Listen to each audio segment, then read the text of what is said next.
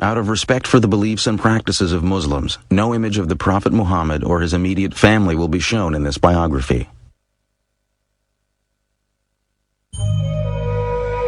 Although the religious foundation of Islam included Jesus' message of peace, it had also taken on the Jewish tradition of justice. The Quran's verses that flowed from Muhammad's mouth were now beginning to include a message justifying armed defense of the community. Permission is given to fight because they are wronged. Verily, Allah is most powerful for their aid. They are those who have been expelled from their homes. Muhammad's plans for the defense of the community now began to include the word jihad. It is a term that is often cited by those who oppose Islam as evidence of the religion's reliance on violence and war. But the true meaning of jihad is something quite different. Jihad comes from the Arabic root jahada, which means struggle. It is consistently referred to as a struggle for the sake of God. If the jihad is financial, you respond financially. If the jihad is violent, you respond violently. And these become ways again of reestablishing peace. But in history, that notion of jihad then comes to be appropriated and hijacked at a very early period by extremists, and that then connects to what extremists like Osama bin Laden and Al-Qaeda do much later on, taking this concept of jihad to legitimate what they choose to do. Muhammad had spoken about jihad while the Muslims still lived in Mecca, but the new revelations now stressed a different side of jihad. They came at a time when Muslims in Medina were fighting for survival, for most had not been permitted by the Quraysh to leave Mecca with any valuables. When Muhammad and his followers arrived in Medina, of course they were then, in a sense, exiles from their hometown. They were, to put it bluntly, unemployed. They didn't have any obvious source of support. They weren't date farmers, and all the available land in this agricultural settlement was already spoken for, so they began to make raids. God had given Muslims the order to struggle. Now God's revelations allowed that struggle to include the right to survive. And so you also see the way in which jihad then comes to be defined as the right and indeed at times the obligation of Muslims, both as individuals and of the Muslim community itself, to defend itself, to engage in defensive warfare. Armed with the Quran's approval of defending their community, Muhammad chose a traditional Arab solution: defend yourself by attacking. Muhammad would lead an army to raid the most important Quraysh caravan of the year. Muhammad's plan was to intercept the caravan as it approached the wells of Badr near the Red Sea. But before his forces got to the wells, word of the Muslim army reached Mecca. Quraysh leaders were outraged that Muhammad would attempt to capture their caravan. 1,000 men marched out of Mecca to meet the Muslim army. Muhammad now knew the Quraysh would force him to fight.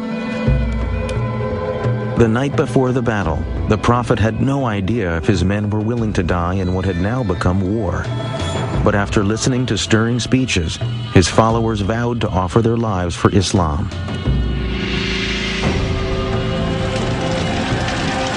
The Quraysh army outnumbered the Muslims by 3 to 1. But as the battle began, Muhammad revealed he had a great sense of tactics, and his warriors fought with ferocity.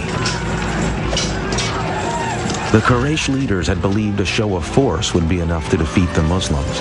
But by midday, it was the Meccan army that panicked and fled the field. The dedication and cohesiveness of the Muslim army had saved Islam. Now Islam would reveal itself to be not only worthy of victory, but capable of compassion as well. After the first victory that the Muslims achieved at the Battle of Badr, the Muslims began in the usual Arab way to kill all the survivors, and Muhammad immediately had a revelation to say, no, this must stop. There must be no killing of survivors. Muhammad had set his eye on a more distant goal. The Muslim warrior's enemy of today must tomorrow become his brother in faith. Say to those who are captives in your hands, if Allah findeth any good in your hearts, He will give you something better than what has been taken from you. And he will forgive you.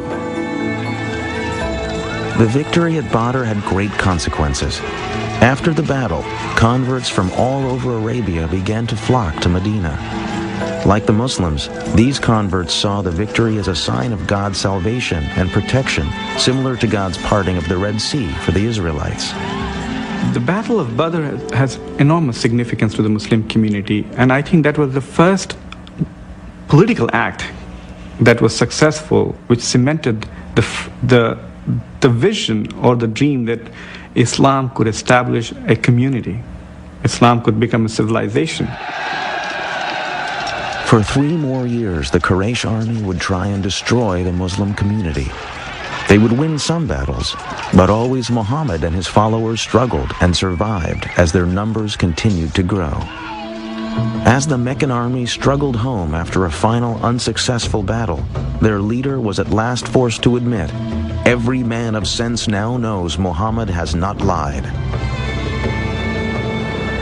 Medina and the Muslim community were finally safe from attack. The Prophet was now poised for the final step in the pursuit of his destiny.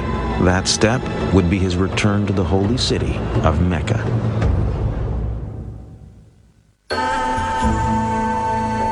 Muhammad's life in Medina was austere but comfortable. He had few possessions but wanted for nothing. He lived in quarters attached to the mosque, usually spending each night in the room of another of his wives. Muhammad's wives were a diverse group. One was a Jew, another a Bedouin. One was even his cousin. Most were chosen for various political reasons, but a few, such as his third wife Aisha, were clearly matters of the heart.